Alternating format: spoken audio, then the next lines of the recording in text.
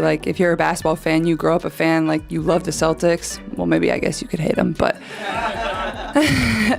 I think for myself, like, the Celtics is one of the premier organizations of the NBA. Like, you always grow up knowing what the Celtics are about, and obviously having won a championship 2 years ago now, it's kind of cool to just be in this building and kind of, you know, surround yourself with the greatness that is played in this arena over the course of however many years. So I think it's a great opportunity for people in this city or fans around the area to come and support a W team here. Picture TD Garden transformed into Fever Nation.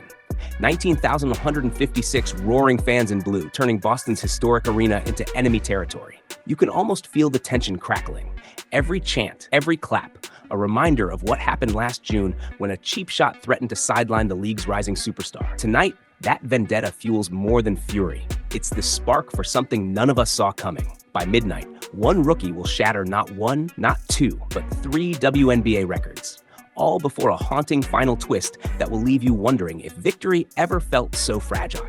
Stick around, because this isn't just another night of basketball. It's a moment that redefines a rookie's destiny. I know their game last year had great attendance and great energy, so I'm expecting the same tonight. But for myself, like, you don't take these opportunities for granted. Like, it's always fun to go to a new arena and a new place and enjoy it, and I, expect the same here tonight. Last June 17, a routine Commissioner's Cup matchup in Indianapolis exploded into chaos. In the third quarter, Connecticut's Jacy Sheldon swung her arm and struck Caitlin Clark in the eye, so blatant even the referees couldn't ignore it. Before anyone could catch their breath, Marina Mabrey barreled in and sent Clark crashing to the floor. Rather than ejections, the officials issued only technical fouls, handing Clark free throws and a lead the Fever would never surrender. What should have been a midseason test instead sparked a league-wide outcry over player safety and set the stage for a vendetta no one in Boston would ever forget. Fast forward to tonight, and that tension is about to boil over. They didn't just show up, they took over. When the Fever rolled into Boston, a sold-out crowd of 19,156 Indiana blue-clad diehards packed every corner of TD Garden, chanting Clark's name like a battle cry. From the first tip, the arena felt less like the storied home of the Celtics and more like Fever territory. Feet stomping in unison, rally towels whipping through the air, and that low rumble hum of anticipation that only true believers can create. Even the Suns' pregame introductions were met with a chorus of boos, as if the visiting stars had intruded on enemy lines. By the time the national anthem ended, the Garden wasn't just loud, it was electric. A charged atmosphere that promised to lift Indiana's momentum and drown out any memories of June's injustice. And beneath that roar, you could sense the players leaning in, feeding off every scream, ready to turn this sea of blue into the backdrop for something unforgettable. Third quarter we go. They're trailing by 10. Keep an eye on her and Jacy Sheldon. Clark trying to back her down. Sheldon, that was Clark, hitting her in the face. Clark is upset about that. Then everybody's upset about that. Marina Mabrey comes in.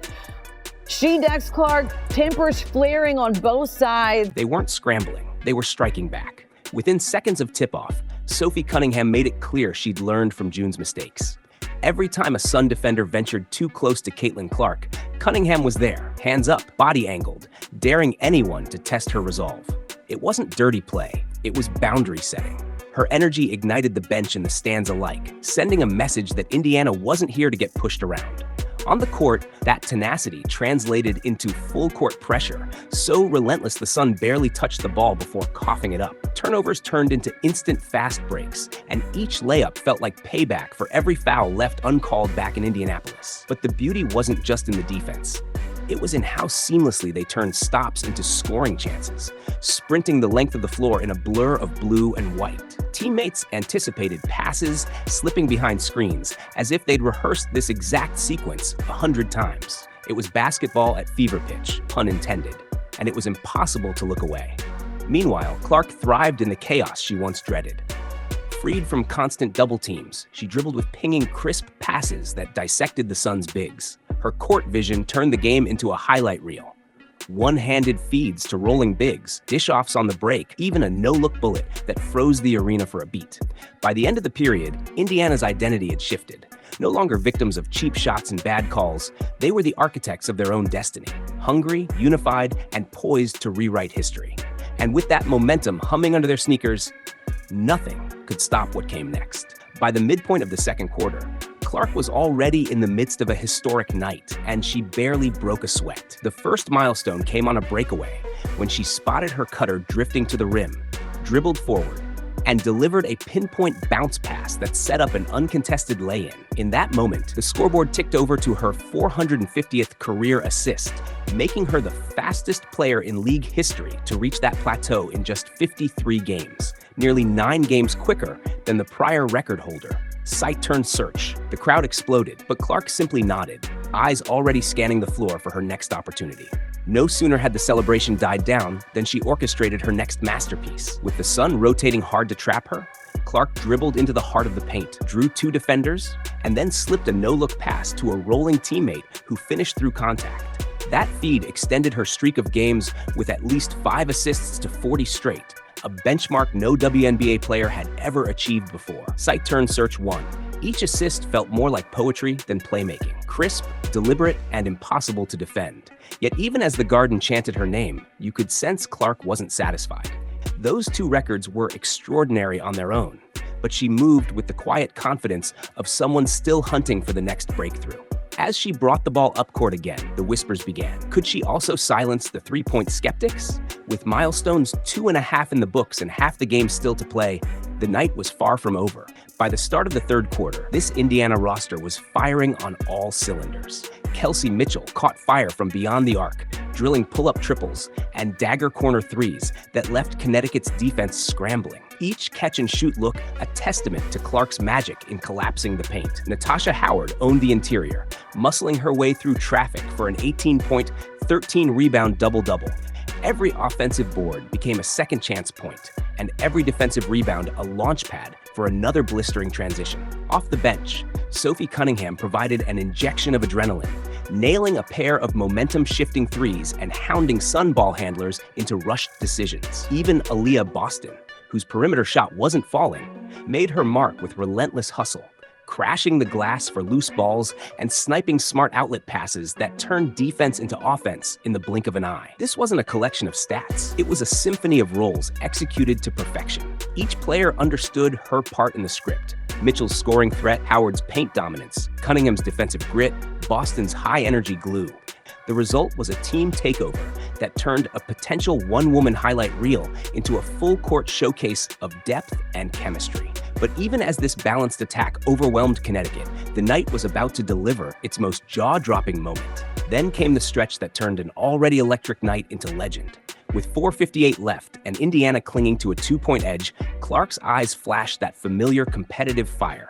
She drove hard off a high screen, drew the defense like a magnet, and floated a left-handed layup off the glass. Tie broken. Next possession, she casually pulled up from 2 steps behind the arc, feet barely set, and buried a 3 that sent the Garden into orbit. The scoreboard flipped, but the Sun never did. From there, it was Clark versus Connecticut, literally. She ripped a steal at midcourt, weaved through traffic, and finished through contact for and one. She hit another deep triple over an outstretched hand, the kind of shot that makes even opposing fans gasp. In just 5 frantic minutes, Clark poured in 11 straight points, single-handedly outscoring the entire Sun roster and pushing the Fever lead into double digits. Somewhere in that flurry, history quietly bowed its head again. That second dagger 3 made Clark the fastest WNBA player ever to reach 150 career triples. The milestone barely registered amid the roar, but the symbolism was impossible to miss. She'd entered the league labeled a shooter. She had just proven she's the closer two. When the horn finally sounded, Connecticut looked stunned, Indiana looked invincible, and TD Garden felt like it might crack open from the noise. But just as the confetti seemed ready to fall, fate delivered an unexpected twist. The scoreboard read 85-77. The crowd was already chanting MVP, and Clark jogged past midcourt with that easy swagger that says night, night. One last possession, one last flourish. At least, that's how it should have been. She sliced into the lane, zipped a backdoor dime to Kelsey Mitchell, and as the basket dropped, she landed awkwardly, her body jolting in a way only slow-motion replays fully reveal. Clark straightened, took one tentative step, and her hand shot to the inside of her right leg. The roar softened to a worried murmur. She tried stretching it out, no luck. A trainer waved her toward the bench, and that's when the mask slipped. Her eyes glistened, jaw clenched. The kind of pain you can't trash talk away. Cameras zoomed in on the superstar who, moments earlier, had looked invincible. Now she stared at the hardwood, blinking back tears. Groin injuries are fickle. They heal slowly and punish the impatient. Every doctor says the same thing: rest or risk relapse. And the timing couldn't be worse. All-Star Weekend is days away, with Clark slated to captain a squad and headline the three-point contest in her home state. Suddenly, the chatter shifted from how high is her ceiling to will she even suit up? On the sideline, Coach Stephanie White offered only cautious optimism. She felt something. We'll evaluate. Meanwhile, teammates circled around, their post-game celebrations muted by uncertainty. 3 records shattered, a statement win secured, yet the moment felt suspended. Triumph balanced on the fragile hinge of one star's health. And so, as the lights dimmed on TD Garden, a single question echoed louder than any chant that came before. Can Caitlin Clark's body keep pace with her limitless ambition? Victory banners hang on stat sheets, but so do caution flags. 3 records smashed in one night. Fastest to 450 assists, longest 5-assist streak, quickest to 150 threes, an 85-77 redemption win that silenced every doubter from June. Yet inside TD Garden, the lasting image isn't Clark's step-back dagger or Mitchell's fist pump. It's the superstar on the bench, towel draped over her head, replaying that groin tweak in her mind. What happens if she sits out All-Star Weekend? Does the league's showcase lose its brightest spark? And if she powers through, does she risk a setback in a season already stamped by destiny? These questions hover like arena lights after everyone leaves. Silent but blinding. Fans can celebrate tonight, but tomorrow they'll scroll news feeds, looking for even a hint of her MRI results. So here's your part, Fever Faithful. Drop a in the comments if you believe she'll storm back stronger, or a if you're holding your breath for good news. Smash that like button, subscribe, and ring the bell, because when the update drops, you'll want to be first in line. And trust us, the next chapter in Caitlin Clark's saga is already writing itself. You won't want to miss how it begins.